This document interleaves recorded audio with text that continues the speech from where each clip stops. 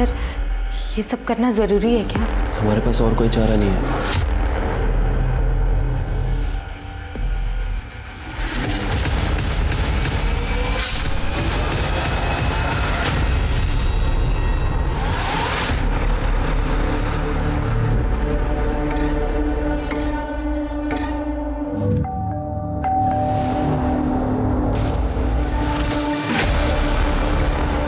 चित्रा दीदी, दरवाजा खोलिए ना चित्रा दीदी।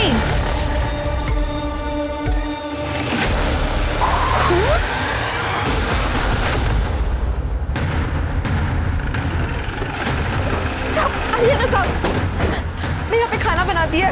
सुबह आई तो सब ये था सब।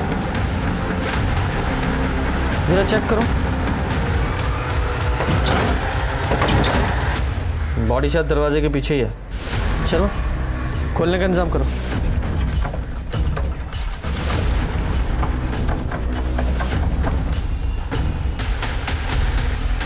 राम, ये तो चित्रा दीदी है साहब। चित्रा दीदी को कोई क्यों मारेगा? सर लगता है मरने से पहले भागने की कोशिश की थी। सर शायद ये फोन इनका है। हाँ, चित्रा दीदी का है। ठीक है, एविडेंस बैग में डालो। और ये ताज की गड्डी का पान का बादशाह, इसे भी बैग में डालो। कमरे की हालत देखकर ऐसा लग रहा है काफ़ी हाथापाई हुई है यहाँ, और चित्रा ने अपनी जान बचाने के लिए काफ़ी स्ट्रगल किया था।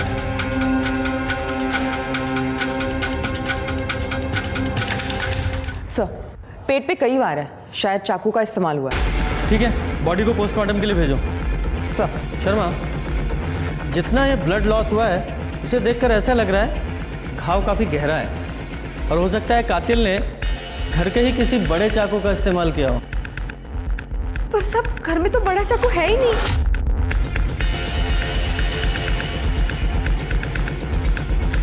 घर में और कौन कौन है? सब चित्रा दीदी और उनकी बेटी रेणु, बस 2 ही लोग थे। चित्रा दीदी के पति का एक्सीडेंट 5 साल पहले ही हो गया था। पर सब वैसे तो रेणु दीदी इस टाइम पे घर पे ही होती है। रेणु का नंबर है? रेणु का नंबर? हाँ। Sir number switch off. इस घर में रेणु का कमरा है? हाँ साहब, उधर।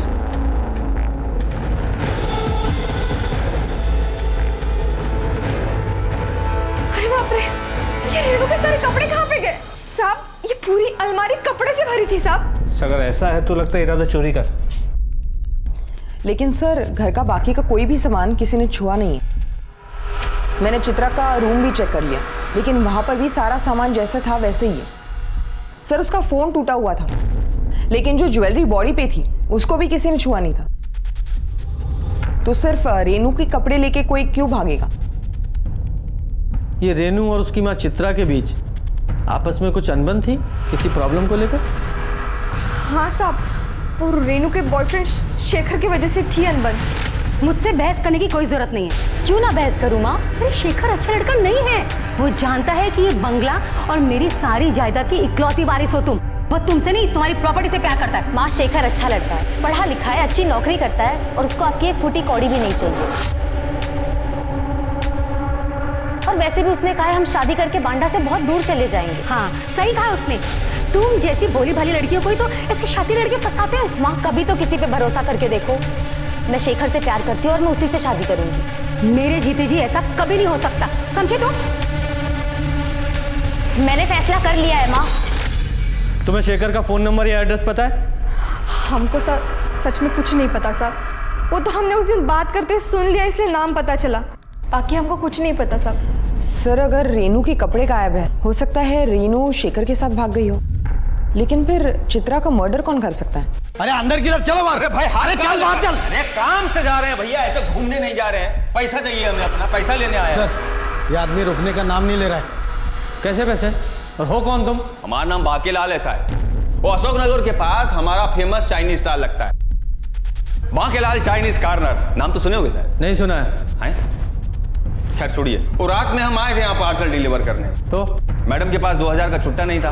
बोली सुबह आके 450 रुपये ले जाए, तो वही लेने आए साहब। बुला दीजिए ना। नहीं बुला सकते। काहे? इनमें से कौन सी मैडम थी? अरे यही तो थी। इनका खून हो गया। खून हो गया? हाँ। मोरी मैया, तब अब हमारा 450 रुपया कौन देगा? हमें हमारा काम करने दो, जाओ यहाँ से। अरे तो आप ही दे दीजिए ना साहब। गुप्ता, बाहर निकालो उसे। अरे साहब, सुबह किसी का मेहनत का पैसा का मना नहीं करते। हमारा पूरा दिन खराब हो जाएगा। शर्मा, शेखर की पूरी कुंडली निकालो। रेनू का फोन ट्राई करते रहो। जी सर। सर, रेनू का फोन स्विच ऑफ आ रहा है। उसके कॉल रिकॉर्ड्स में एक नंबर मिला है जिससे उसकी काफ़ी बातें हुआ करती थी। वो शेखर का नंबर है क्या? जी सर, उसका पूरा नाम शेखर गुप्ता है। मोबाइल रिकॉर्ड से उसका एड्रेस घनश्याम गली का मिला। हमने वहाँ जाके चेक किया तो पता चला वो घर उसने काफ़ी पहले छोड़ दिया है। नया एड्रेस किसी के पास नहीं है। तो रेनू की तरह उसका फोन भी बंद आ रहा है। जी सर। दोनों को फोन ट्रैकिंग पे डालो। सर। सर हमने चित्रा के फ़ोन रिकॉर्ड्स भी चेक किए, लेकिन उसमें भी कुछ सस्पिशियस नहीं मिला। ये फिंगरप्रिंट्स का क्या हुआ? सर, पार्शियल फिंगरप्रिंट्स मिले, हमारे किसी काम के नहीं है। ठीक है, उन्हें भी बाकी एविडेंस के साथ रिकॉर्ड में रखो। सर। पर ये रेनू है कहाँ?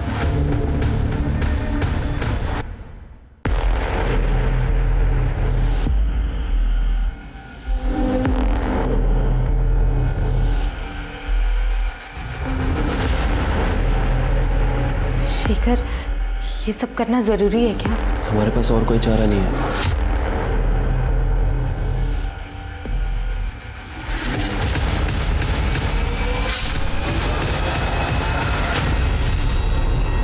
सर, ऐसे वार किया गया होगा चित्रा पे।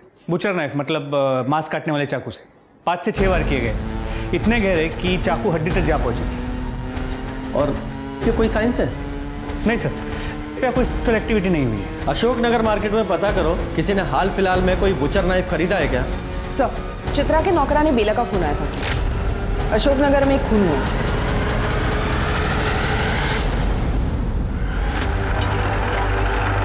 साहब, आइए ना साहब। हटिए हटिए।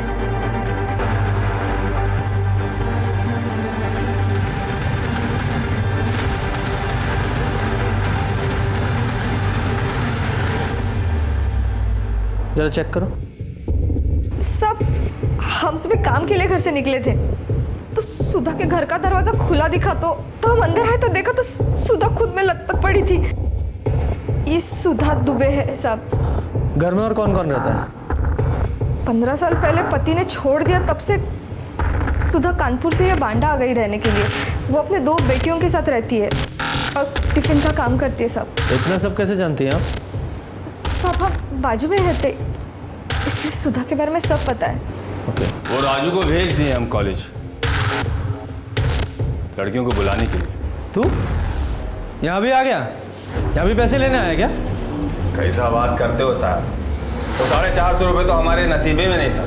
वो रोड के उस तरफ हमारा ठेला है चाइनीज का, और राजू हमारा असिस्टेंट है, उसी को भेजे कॉलेज लड़कियों को बुलाने। यहाँ हमें सब जानते हैं साहब। क्यों बेला दीदी?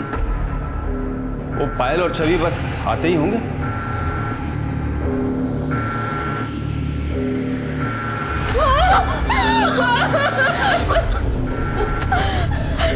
संभालो अपने आप को। बेटा, आपकी माँ की किसी से कोई दुश्मनी थी? मतलब कोई ऐसा किसी पे शक हो आपको जो इन्हें मार सकता हो? नहीं सर, माँ तो हमेशा अपने टिफिन के बिजनेस में बिजी रहती थी और जब कभी हमें समय मिलता था हम भी उनकी मदद कर देते थे। और ये ताश का पत्ता? सर, हम लोग ताश खेलते हैं और पायल तो लोकल रमी चैंपियन है, तो शायद ये उसी ताश की गड्डी का हो। किसी से पैसों को लेकर अनबन थी क्या?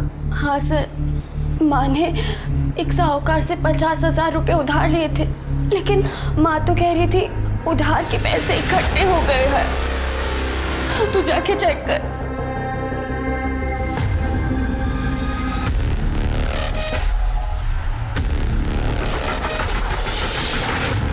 इसमें ही पैसे रखती थी माँ, और सर इसमें 4 सोने की कड़ी भी थे।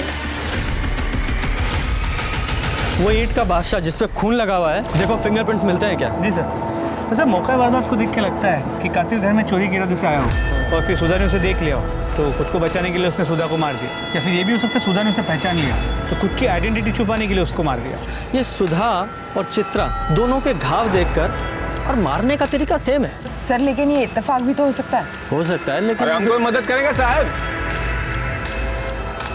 अरे दो ना भाई। लीजिए साहब, चाय लीजिए, हमारे ठेले का चाय है। सोचा हम भी थोड़ा पुलिस की मदद कर दें। क्यों राजू? अरे लीजिए ना। नहीं चाहिए। अरे अरे साहब, कोई मदद चाहिए हो तो बताइए हमें। यहाँ सब लोग मदद मांगने हमारे ही पास आते हैं, बहुत इज्जत करते हैं हमारी यहाँ। वो क्या कहते हैं? भाई, यहाँ के भाई हैं हम। हाँ भाई हैं ये। भाई है तो यहाँ का ज्यादा भाईगिरी दिखाएगा ना, सीधा हवालात में डालूंगा। हमारे काम के बीच में ये अपनी नाक घुसेड़ना बंद कर, समझा? अरे साहब, अरे आप तो बुरा मान गए साहब। साहब बहुत गुस्से वाले हैं। हम तो खाली मदद कर रहे थे साहब। वैसे पायल और छवि ने बताया होगा आपको कि निर्मला चौधरी से सुधा का 36 का आंकड़ा था। चलो भाई। कौन है निर्मला? उसने भी एक टिफिन सर्विस का काम शुरू किया था ना, तो सुधा से कम रेट में खाना दे रही थी। तो सुधा और वो निर्मला का दोनों का आपस में बहुत झगड़ा हो गया था साहब। मेरे कस्टमर छीनना बंद कर। अरे मैं क्यों छीनूंगी तेरे कस्टमर? उन्हें हमारे यहाँ का खाना पसंद है, और जब उन्हें अच्छा खाना सस्ते दामों पर मिल रहा है तो वो तेरा घटिया खाना क्यों खाएंगे? मेरे खाने को घटिया बोली तू? मैं नहीं, तेरे कस्टमर बोल रहे हैं। ये धंधा मैंने पहले शुरू किया था। ए, आजाद देश में रहते हैं हम, तू मुझे धंधा करने से नहीं रोक सकती। चलो निकल। लेकिन कुछ समय बाद कस्टमर वापस सुधा के पास आ गए, जिसकी वजह से निर्मला बहुत भड़की हुई थी। कस्टमर्स को तो वापस आना ही था। अरे कब तक तेरा घटिया खाना खाते? कुछ भी बोल रही है ये। गलत लोगों से पंगा लिया तूने। तू जानती नहीं मैं जेल में रह के आया हूँ। दोबारा वही भेज दूंगी जहाँ से तू आया, समझे? देखना मैं तेरा क्या करता हूँ मैं तेरा, समझी ना? अरे अरे अरे बाप की मार डालूंगी तुझे, समझे? निकल यहाँ से। इस एरिया में एक ही टिफिन सर्विस रहेगी, समझे तू? और वो भी हमारी। तो ये मुकेश चौधरी जेल जा चुका है? हाँ साहब, वो शाहिदपुर गांव में कोई कांड किया था, जिसके चक्कर में वो जेल गया था। उसका एड्रेस बोलो। हाँ, वो यहीं रहता है, मकान नंबर 10। 10 नंबर तो यही है। भाई साहब, ये मुकेश और निर्मला का घर यही है? हाँ यही। पता है कहाँ गए? सर सुबह 8:30 बजे कहीं बाहर जा रहे थे। अच्छा, उसका नंबर है? हाँ है ना सर। शर्मा ले लो। इसे मुकेश के नंबर को ट्रैकिंग पे डाल दिया है और शाहिदपुर पुलिस स्टेशन को मुकेश के केस की डिटेल्स हमें भेजने के लिए कह दिया। पर सर लोकल मार्केट से पता चला है हाल फिलहाल में कोई बुचर नाइफ बिकी नहीं है। तो हो सकता है कातिल ने बुचर नाइफ कहीं और से खरीदा हो, या ये भी हो सकता है उसके पास पहले से हो। ये रेनू और शेखर का क्या हुआ? सर दोनों के फोन अभी भी स्विच्ड ऑफ, पूरे प्रदेश में अलर्ट जारी कर दिया। सर आपको क्या लगता है ये चित्रा और सुधा के कत्ल में कोई कनेक्शन है क्या? क्योंकि कोई कॉमन लिंक नजर तो नहीं आ रहा। एक लिंक है ना, बेला गौड़, जो दोनों क्राइम सीन पर मौजूद थी। वो चित्रा और सुधा दोनों को जानती है। चित्रा के घर में चोरी नहीं हुई, लेकिन सुधा के घर में चोरी हुई है। अगर ये मान भी लें कि इस बेला गौड़ ने दोनों को मारा है, तो मोटिव क्या हो सकता है? सर, बेला का मकान मालिक संजय चतुर्वेदी आपसे बात करना चाहता है। बुलाओ। सर बस्ती में हम आपसे ये बात कर नहीं पाए, लेकिन सुधा और बेला के बीच में कुछ भी ठीक नहीं था जब से वो कूड़े वाला हादसा हुआ था। कूड़े वाला हादसा मतलब? सर वो सुधा नॉनवेज पकाती है और उसका बचा हुआ जो भी गंदगी है ना, वो पंजे और हड्डी वगैरह, वो सब बाहर कूड़ेदान में डाल देती थी। और बेला को उसकी बदबू से बहुत दिक्कत होती है क्योंकि वो शाकाहारी है। सर बेला ने सुधा को कई बार बोला वो कूड़ा वहाँ से हटाने के लिए, और एक दिन कुत्तों ने वो कूड़ेदान पलट दिया और वो सारी गंदगी बेला के घर के सामने बिखर गई। तुमने तो हमारे घर में भ्रष्ट कर दिया रे। ज्यादा ड्रामा करने की जरूरत नहीं है तुझे। मैंने तो सुना है तेरा बेटा आशीष चिकन तंदूरी खाता है रफीक के ठेले पे। कैसे ये सब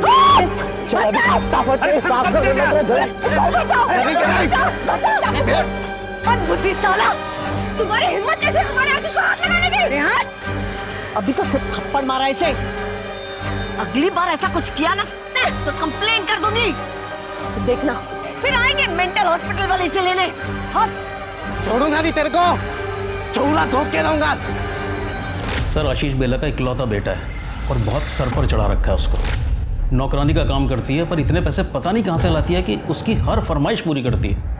किराया देने के लिए पैसे नहीं है सर उसके पास। और आज सुबह जब मैं किराया लेने गया तो बहुत हो गया तुम्हारा नाटक। आशीष को 15,000 रुपये का फोन दिलाया है और हमारा किराया देते वक्त आनाकानी करते हो। अगले महीने पैसे दे दूंगी, इसमें मेरे पैसे खत्म हो गए। ये झूठ बोल रहा है साहब, इसने हमें छेड़ा था, इसीलिए तो आशीष ने इन पे हमला किया था साहब। झूठ बोल रही है सर, कब छेड़ा हमने तुझे?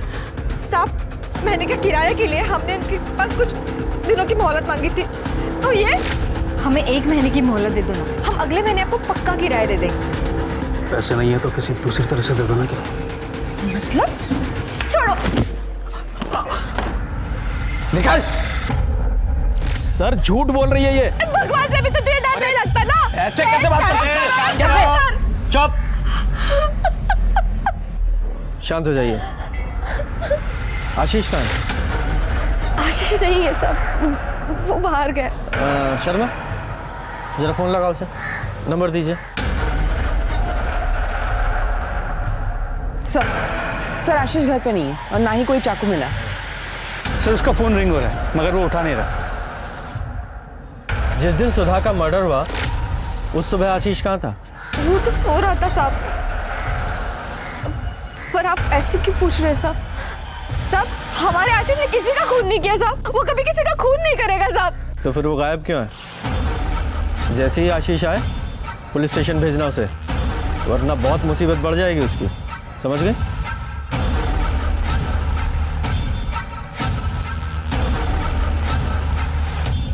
इस आशीष के पास सुधा को मारने का बड़ा स्ट्रॉन्ग मोटिव है और इसने सुधा को मारने के लिए धमकी भी दी थी। छोड़ूंगा नहीं तेरे को। लेकिन सर आशीष चित्रा को क्यों मारे? क्योंकि बेला चित्रा के यहाँ काम करती थी। हो सकता है चित्रा ने कभी बेला के साथ बुरा बर्ताव किया हो, उसके साथ गाली गलौज की हो और ये बात आशीष को पता लग गई हो। सर सुधा की पोस्टमार्टम रिपोर्ट। सर इस रिपोर्ट के हिसाब से चित्रा की तरह ही सुधा पे भी 5-6 बार चाकू से वार किया गया। घाव की गहराई हड्डी तक है और सर असॉल्ट का एंगल नहीं है। मौत का समय सुबह 5 से 7 बजे के बीच का है और सर जो ताश के पत्तों पे खून मिला वो भी सुधा का है। दोनों वारदातों में जो हथियार इस्तेमाल हुआ वो भी एक जैसा है। कोई फिंगरप्रिंट? नहीं सर, कोई फिंगरप्रिंट्स नहीं मिले। ये कातिल जो भी है बहुत चालाक है, गुनाह करने के बाद अपने निशान मिटा देता है। पर बात करें आशीष की तो उसे पक्का पता होगा कि पायल और छवि सुबह 6:30 बजे कॉलेज के लिए निकल जाती हैं। तो 10 फरवरी को उसने मौका देखकर सुधा के घर में घुसा और सुधा को मार दिया। इस आशीष को जल्दी से जल्दी पकड़ो।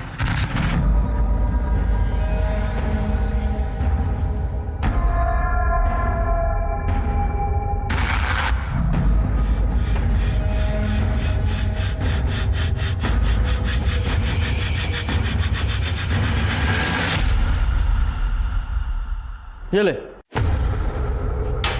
सुबह का टाइम है, चाय पी और ये बता सुधा को कैसे मारा? सर मैंने किसी को भी नहीं मारा है। फिर 10 फरवरी को तेरे फोन की लोकेशन सुधा के घर के पास की क्यों है? बोल। सर आप शायद भूल रहे, मैं सुधा आंटी के बगल में ही रहता हूँ, तो मेरी लोकेशन वही की बताएगी ना, ताजमहल की थोड़ी ना बताएगी। बहुत होशियार बन रहा तू। गुप्ता इसे ले जाके बोरे में भरो और इतना कूटो जिसे ताजमहल नजर आना चाहिए। चल जा। सर मैं बताता हूँ, मैं बताता हूँ। बोल। सर मैं कॉलेज में 2 बार फेल हो गया था, इसलिए मुझे पढ़ाई छोड़नी पड़ी। मेरी माँ एक सेठ के पास काम करती थी और सेठ ने मुझे सेल्समैन की नौकरी भी दी, लेकिन उसकी एक शर्त थी कि पहले मैं अपने एग्ज़ाम्स क्लियर कर लूँ और छवि भी वही कॉलेज में पढ़ती है। तो मैंने सोचा कि मैं उससे नोट्स ले लूँगा और वो ठीक सुबह 6:30 बजे अपने घर से निकलती है कॉलेज के लिए, तो इसीलिए मैं उसके घर चला गया था। अच्छी कहानी है, बहुत सुंदर। आगे बता। जब मैं उसके घर पर गया तभी छवि, पायल, एक कहानी तुझे मैं भी सुनाता। तुझे अच्छी तरह से पता है ना कि पायल और छवि सुबह 6:30 बजे कॉलेज के लिए निकल जाती हैं। तो 10 तारीख को जब तूने देखा कि दोनों स्कूल के लिए निकल गई हैं, तो तूने उनके घर का दरवाज़ा खटखटाया और जैसे ही सुधा ने दरवाज़ा खोला तूने उन पर हमला कर दिया। तूने अंदर घर में घुसा और सुधा को मार डाला और तूने उनके गहने और पैसे चुराए और भाग गया। नहीं सर, ऐसा कुछ भी नहीं हुआ सर। उस दिन हम अकेले नहीं थे, वहाँ पर और कोई भी था। अच्छा, कोई और भी था? कौन था? हम सच कह रहे हैं, हमने उसका चेहरा नहीं देखा, लेकिन वो जो कोई भी था उसी ने सुधा आंटी को मारा होगा और सारे गहने और पैसे लेकर भाग गया। अच्छा शर्मा, अगर थोड़ी देर और ये यहाँ रहा तो कहानी में एक और ट्विस्ट डाल देगा, थोड़ा मसाला ऐड करेगा। हैं? कितना झूठ बोलेगा तू? इसे तब तक कस्टडी में रखो जब तक इसके चाकू की फॉरेंसिक रिपोर्ट नहीं आ जाती। सर हम सच कह रहे सर, हमने कुछ भी नहीं किया। सर क्यों झूठ बोलेंगे हम सर? सर सच कह रहे। सर अशोकनगर से किसी ने कॉल किया था, एक बंद घर से बदबू आने की शिकायत की है। चलो।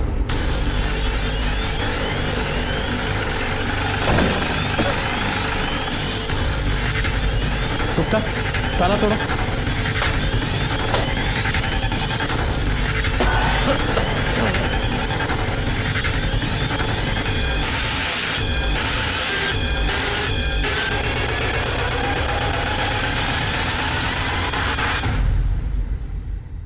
आप में से कोई नहीं जानता है? जी, मैं इसकी पड़ोसन। आपका नाम? वंदना साहू। इनका नाम क्या? कल्पना। आखिरी बार कब देखा था इन्हें?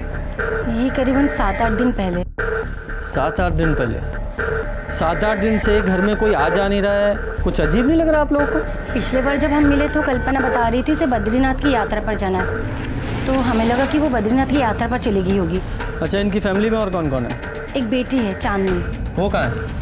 वो भी 3 साल पहले कोई दूसरी जाति के लड़के के साथ भागकर शादी कर ली। कोई जॉय विश्वास नाम है।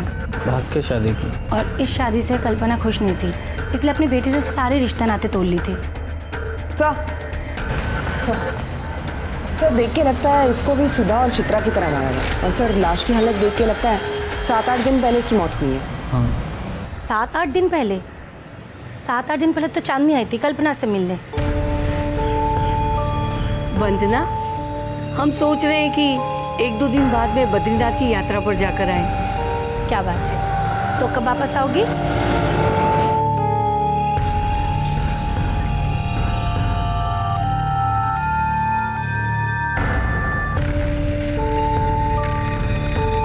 तू क्यों आई है यहाँ पर? माँ, आप अब तक नाराज हो। 3 साल हो चुके उस बात को लेकर। अब तो अपना गुस्सा छोड़ दो ना, मिट्टी डाल दो उन पुरानी बातों पर। मैं कलकत्ता से सिर्फ और सिर्फ आपके लिए आई हूँ। मेरी बेटी 3 साल पहले मर चुकी है। नहीं माँ, उसने भागकर अपनी मर्जी से किसी दूसरी जाति के लड़के के साथ में शादी कर ली थी। हम तो उसका क्रियाक्रम भी कर चुके हैं। नहीं माँ, माँ आप कैसी बातें करिए? माँ, माँ, माँ एक बार हमारी बात सुन लीजिए। माँ, माँ प्लीज दरवाजा खोलिए माँ, प्लीज। माँ एक बार हमारी बात सुन लीजिए माँ। अपने आप माँ का मन पिघल जाएगा, उसे थोड़ा समय दो। माँ, हम आपसे बहुत प्यार करते हैं माँ। अगले दिन हमने देखा कि दरवाजे पे ताला लगा हुआ था और दरवाजे पे कोई गिफ्ट नहीं थे, तो हमें लगा कि कल्पना बद्रीनाथ की यात्रा के लिए निकल चुकी होगी। ठीक है, फिलहाल आप सब लोग जाइए, जरूरत पड़ी तो वापस बुलाएंगे। जी सर हमने तो पूरा घर चेक किया, कहीं पर भी गिफ्ट्स नहीं मिले। हो सकता है कल्पना ने गुस्से में आकर बाहर फेंक दिया हो। चांदनी को कोलकाता इन्फॉर्म करो और उसे यहाँ बांदा आने के लिए बोलो। सर हुकुम का बादशाह। ये चित्रा के घर पे भी हमें पान का बादशाह मिला था, किंग ऑफ हार्ट्स। सुधा के घर पे हमें ईंट का बादशाह मिला था, और यहाँ कल्पना के घर पे ये हुकुम का बादशाह, किंग ऑफ स्पेड्स। सर पायल और छवि से कहिए पत्ते उनके ताज के गड्डी के तो नहीं? अब ये तो वो दोनों ही बता पाएंगे। चलो चल के पूछते हैं। अखिलेश तुम होश में हो? हमने तुमसे कहा ना हमें तुमसे शादी नहीं करनी है। पर क्यों नहीं? मैं पढ़ा लिखा हूँ, अच्छा कमा लेता हूँ, हाइट बॉडी सब अच्छी है, और क्या चाहिए तुझे? भाई प्लीज समझा। तुझे तू बीच में क्यों कूद रहा है? निकल क्या कर रहे हो तुम? क्या झगड़ा हो रहा है? क्या झगड़ा कर रहा हो? क्यों? सर मैं पायल से प्यार करता हूँ। मैं नहीं करती सर। सुन लिया? चल अब निकल यहाँ से, और आगे से इस घर के आसपास भी दिखाई दिया तो सीधे हवालात में डालूंगा। सर पर चल निकाल। और तू? दोस्त है सर। फिलहाल निकलो यहाँ से, बाद में आना। चलो। पायल, तुम्हारी ताश की गड्डी में से कुछ कार्ड्स गायब हैं क्या? सर ये तो पूरे हैं। क्या कभी आशीष ने तुमसे कॉलेज के नोट्स मांगे थे? नहीं सर, कभी नहीं। और अगर वो नोट्स मांगता भी तभी मैं उसे नहीं देती। और दीदी, ये भाई ने खाना भेजा है। पैसे कितने हुए? भाई की तरफ से है, भाई ने कहा है पैसे नहीं लेना है।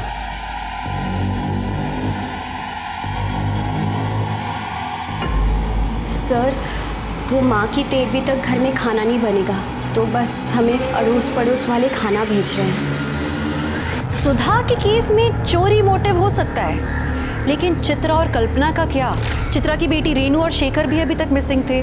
आशीष को पुलिस ने अपनी कस्टडी में रखा हुआ था, तभी उन्हें 2 सस्पेक्ट्स मिल गए, निर्मला और मुकेश, जो बांदा के बाहर एक लॉज में छुपे हुए थे। बोल, 10 तारीख को तेरे फोन की लोकेशन सुधा के घर के पास की है, तो बता इसकी क्या कहानी है? बोल। बताता हूँ सर। मैं तुम्हारी उस दिन मैं सुबह सुबह दूध लेने के लिए जा रहा था, तो मैंने देखा सुधा के घर का दरवाजा खुला हुआ है। मैंने सोचा इससे अच्छा मौका और नहीं मिलेगा उसका खाना खराब करने का, और सुधा ने सर हमारा पूरा धंधा चौपट कर दिया था, इसलिए उसका खाना बिगाड़ने के इरादे से उसके घर में घुसा था सर। कहानी तूने अच्छी सुनाई है, पर कहानी का वो हिस्सा बताना भूल गया जिसमें तूने उनके घर से पैसे और कंगन चुराए थे। कौन से कंगन? देख, हमारे पास आई विटनेस है जिसने तुझे चोरी करते हुए देखा था। आशीष ने देखा था उन्हें?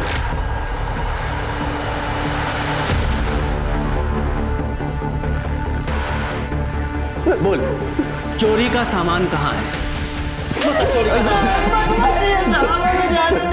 पैसे तो खर्च हो गए सर। शर्मा ऐसे नहीं बताएगा, तलाशी लो इसकी। मैं सच कह रहा हूँ सर, मैं सच कह रहा हूँ, कुछ नहीं है सर मेरे पास।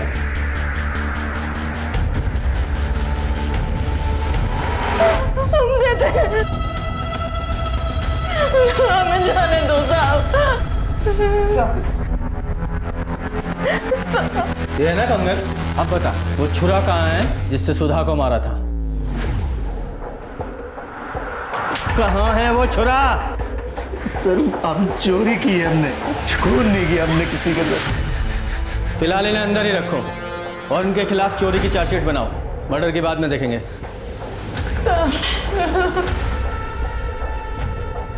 और ये आशीष के चाकू की फॉरेंसिक रिपोर्ट नेगेटिव आई है ना? जी सर। फिलहाल उसे छोड़ दो। सर, चांदनी विश्वास कल यहाँ पहुँच रहे हैं, और सर शेखर और रेनू का फ़ोन ऑन हो गया। मैंने उनसे बात की, वो भी आ रहे हैं।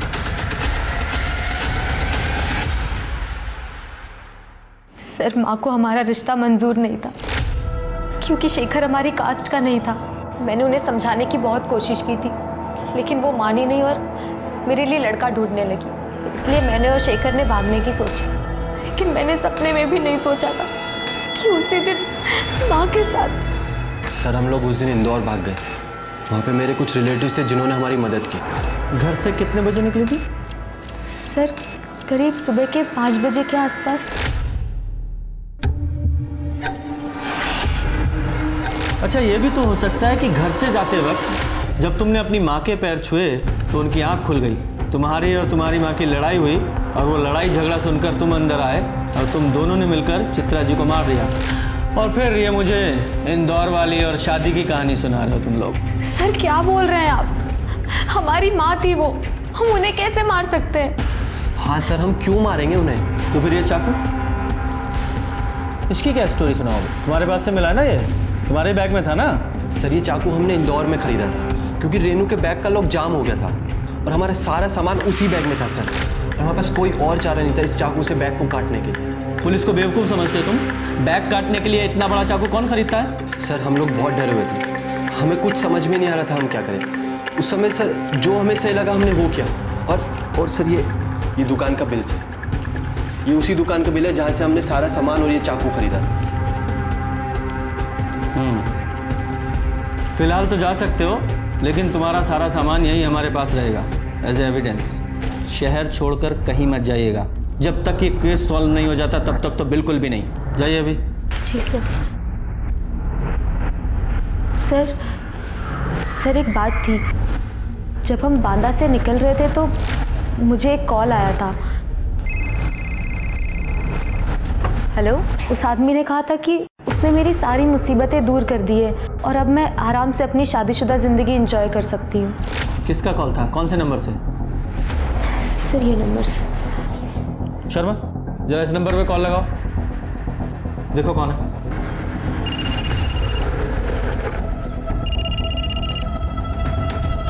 Hello, Bankelal Chinese corner.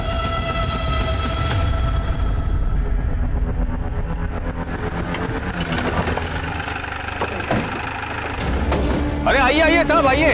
अरे हक्का नूडल खाइए साहब, हमारी दुकान का बहुत फेमस है। राजू, सबके लिए हक्का नूडल लगाओ। कोई हक्का नूडल नहीं चाहिए तेरा।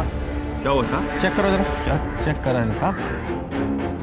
रेनू चौबे को फोन करके क्या बोला तूने कि उसकी सारी मुसीबत दूर कर दी है तूने? अरे साहब, हम भाई हैं ना, बोले थे ना आपको, तो इमेज बनाने के लिए इतना करना पड़ता है। भाई है तू? मतलब चित्रा को तूने मारा है ना? आप लोग क्या बात कर रहे हैं साहब? वो तो बताए ना आपको, इंप्रेशन जमाने के लिए ऐसे फोन करते थे। कब से ट्राई कर रहे थे साहब, तो सोचा थोड़ा बात हो जाएगा तो 450 रुपया भी बिल का मान लेंगे। ऐसे बातें बना बना के नाम नहीं कमाया जाता। क्या ये भाईगिरी का जो नाटक करता है ना तू, उसे छोड़ और वो पायल और छवि को जो तूने पार्सल भिजवाए थे खाने के, उसी तरह के पार्सल बना और गरीबों में बांट, जब दाम ज्यादा हो जाएगा तेरा। क्या बात कर रहे हैं साहब? उसका पैसा तो गोपाल ने दे दिया था, वो बॉयफ्रेंड है ना उसका। हमें बताने के लिए मना किया तो नहीं बताया। लेकिन पायल ने हमें बताया था कि वो उसका दोस्त है।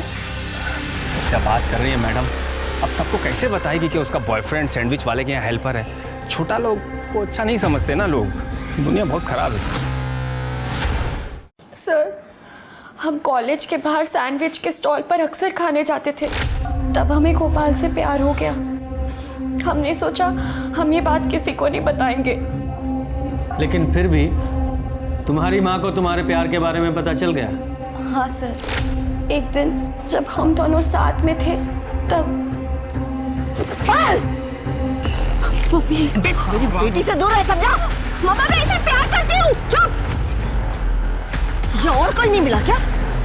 मैं टिफिन बनाती हूँ, तू क्या सैंडविच बनाएगी दिन भर? इसीलिए कॉलेज भेजा था तुझे?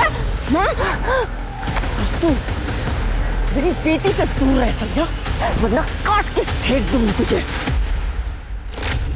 अच्छा, तो इसलिए तुमने अपनी माँ को मारने का सोचा, और इसलिए 10 फरवरी की सुबह 6:30 बजे जब तुम कॉलेज जाने के लिए निकली तो अपने घर का दरवाजा खुला छोड़ दिया ताकि ये गोपाल तुम्हारे घर में आ सके। ये घर में आया और सुधा जी को मार डाला। सैंडविच की दुकान में काम करता है ना तू? चाकू पाना तेरे लिए कौन सी बड़ी बात है? सर आप क्या बोल रहे हैं सर? हमने कुछ नहीं किया सर, हम सच बोल रहे हैं सर। तो फिर 10 फरवरी की सुबह 6:30 बजे तेरे फोन की लोकेशन पायल के घर पे क्यों है? सर वो हम कभी कभी पायल को कॉलेज तक छोड़ने जाते हैं सर। सुबह सुबह सड़कों पर कोई नहीं होता ना, तो हमें मौका मिल जाता है साथ रहने का, बस सर, और कुछ नहीं। तो इस बात का क्या प्रूफ है कि 10 तारीख की सुबह तुम दोनों साथ में थे? सर, हमारा यकीन कीजिए, उस दिन हमें छवि ने भी देखा था सर। गुप्ता सर, जब तक ये बात कंफर्म नहीं हो जाती इस गोपाल को कस्टडी में रखो। सर आप क्या बोल रहे हैं सर? सच रहे हैं, हमने कुछ नहीं किया, यकीन कीजिए हमारा। सर, हमारा यकीन कीजिए सर, हम सच बोल रहे हैं सर। चांदनी विश्वास आई है। उस दिन माँ ने तो हमारा दिल ही तोड़ दिया। उन्होंने हमसे कहा कि उन्होंने हमारा क्रियाक्रम कर दिया है। हमें तो बहुत बड़ा धक्का लग गया, लेकिन सर हमने हार नहीं मानी। हम काफी देर तक दरवाजा पीटते रहे, खटखटाते रहे, लेकिन हमारी माँ ने दरवाजा नहीं खोला। फिर हमने जो तोहफे अपनी माँ के लिए लेकर आए थे वो हमने वही दरवाजे के बाहर छोड़ दिए। वो गिफ्ट्स क्या थे? सर उसमें छोटा प्रेशर कुकर था, इसके अलावा एक ग्लास का सेट था और बस घर का कुछ सामान था, चम्मच वगैरह, बस इतना ही था।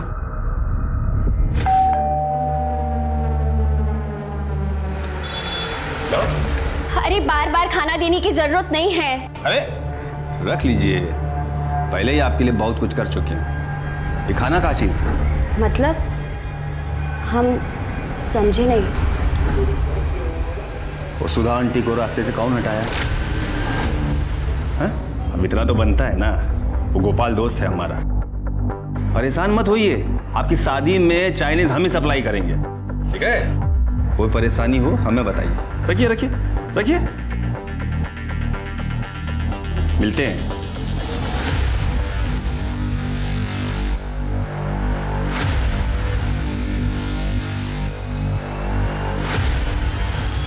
Hello, police station. बोल, कहाँ है वो चाकू? कौन चाकू साहब? कौन सी बात कर रहे हैं आप? देख लीजिए, चेक करो। गलती हो गया साहब हमसे, जो हम पायल और चित्रा के घर उनका हालचाल जानने चले गए, हमदर्दी दिखाने चले गए। ठीक है, यही चाहते हैं ना, आज के बाद हमदर्दी ना दिखाए, नहीं दिखाएंगे साहब। सर इधर तो कुछ नहीं है। वो ड्रॉर चेक करो। सर 1 मिनट यहाँ आइए। क्या ये? और वो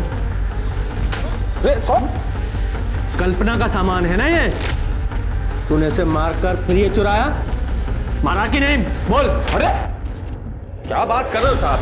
अरे वो तो कल्पना काकी के घर के बाहर से गुजर रहे थे, सब पैकेट बाहर पड़े थे। हमने काकी से पूछा काकी आपको चाहिए? बोले नहीं चाहिए, हटाओ सब नजरों के सामने से। तो हम घर ले आए, इस्तेमाल कर रहे हैं। अभी भी कोई गुनाह है का? तेरे साथ इस घर में और कौन रहता है? राजू, हमारा असिस्टेंट। पुलिस ने बाकी के सब सस्पेक्ट्स को अपनी लिस्ट से हटा दिया था, बचा था सिर्फ बांके। पुलिस को यकीन था कि कत्ल बांके ने किए हैं, लेकिन बांके के खिलाफ कोई पुख्ता सबूत नहीं थे पुलिस के पास। तो पुलिस ने कुछ तिकड़म लगाई, 10 दिन इंतजार किया और फिर भैया 1 प्लेट फ्राइड राइस देना। हाँ बैठिए ना, बैठिए टेबल। है राजू, जगह साफ करो।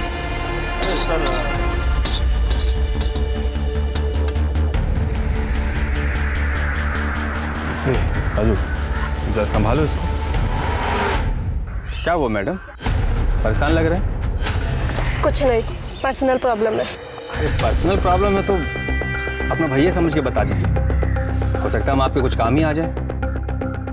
कोई छेड़ रहा है, माँ बाप परेशान कर रहे हैं, बताइए ना। हमें छोटी बहन जैसी हैं आप, बोल दीजिए, बताइए हमें।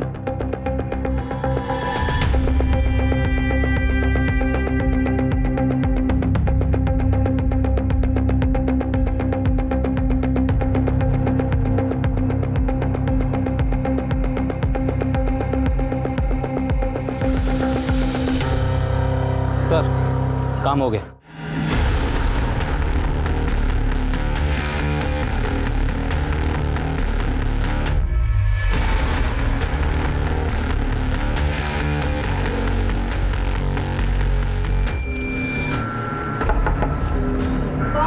मीना जी दरवाजा खोलिए, आपकी बेटी का एक्सीडेंट हो गया है। कहाँ है मेरी बेटी?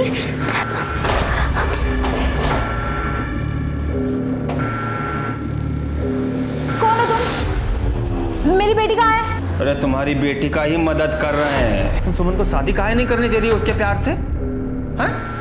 काहे अपनी बेटी की जिंदगी का कांटा बन गई हो? तुम लोगों को जीने का कोई हक नहीं है और सुमन की जिंदगी का कांटा तो हम निकाल देंगे।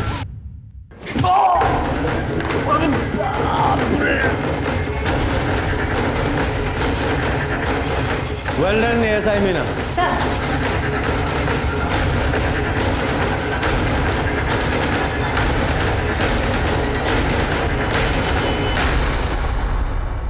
हमारा नाम सीमा शुक्ला है, हमारा बॉयफ्रेंड है दिनेश, वो कानपुर में रहता है। हम दोनों एक दूसरे से बहुत प्यार करते हैं, शादी भी करना चाहते हैं, पर मेरी माँ इस रिश्ते के खिलाफ है। अरे घबराइए मत, रोइए मत, हम आपकी मदद करेंगे।